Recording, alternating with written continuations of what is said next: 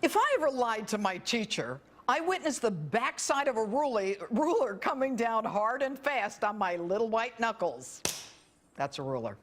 Yes, those were the good old days at Catholic school with Sister Mary Euphemia. And later, when I was elected the DA, if a staff member lied to me about a case, well, I don't want to say that I used a ruler, but you figure it out.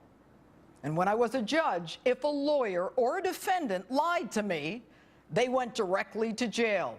You've seen this one before. If I hear anything other than guilty or not guilty, you'll be in contempt. I think I get the point. No, I don't think you do. You're now in contempt of court. Let's go.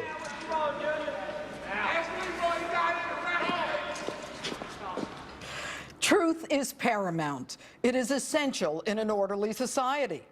As a judge, I would instruct juries that if a witness lied about one thing, they could disregard the witness's entire testimony. Hello and welcome to Justice. I'm Judge Jeanine Pirro. Thanks for joining us tonight.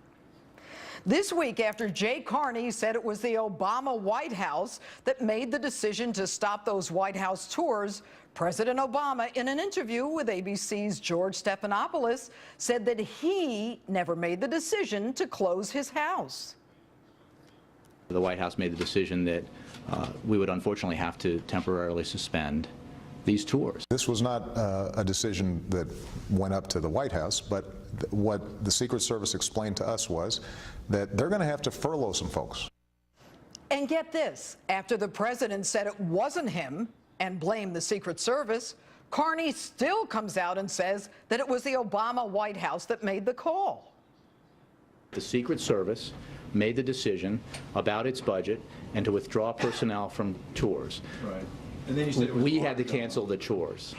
It's our job to cancel the tours. They cannot cancel them.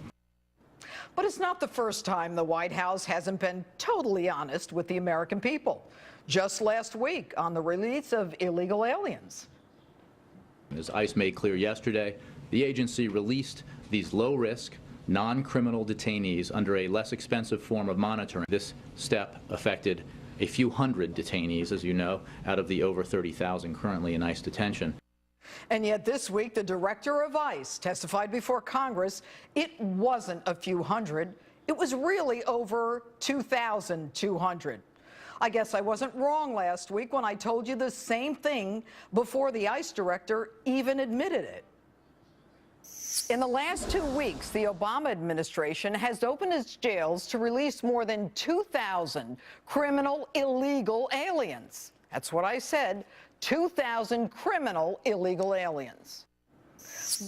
But maybe they're starting to see the light. Even Jay Carney admits watching Fox might better help the White House to get to the truth.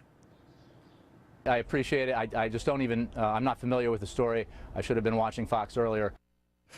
But that's politics, right? Now, though, the top law enforcement official in the nation would understand the importance of truth, right? The Justice Department, with Attorney General Eric Holder at its helm, wrote to Congress that the purchase and transport of over 2,000 assault weapons to the drug cartels in Mexico was done without its approval. And when the truth was told, Holder had to withdraw the letter, but then claimed he didn't know anything about Fast and Furious. I didn't know about Operation Fast and Furious until the beginning parts of 2011. So once you're caught in the lie, dead to rights, the lie changes to, I didn't know. Just like they didn't know Ambassador Stevens wanted more security. They didn't know it was a planned terrorist attack.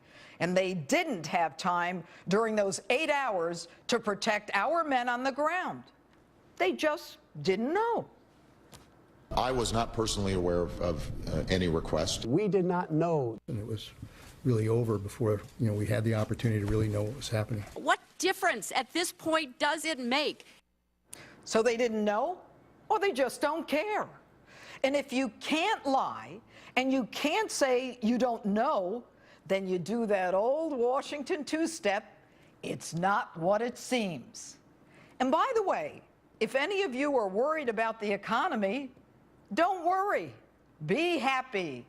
There's no debt crisis either. We don't have an immediate crisis in terms of debt. In fact, for the next 10 years, it's going to be in a sustainable place. With all due respect, Mr. President, saddling our children and grandchildren with trillions of dollars of debt is a crisis. Maybe Sarah Palin said it best when she said earlier today at CPAC, Barack Obama promised the most transparent administration ever. Barack Obama, you lie. Sister Euphemia, if you're still out there and you still have that ruler, I've got somebody for you.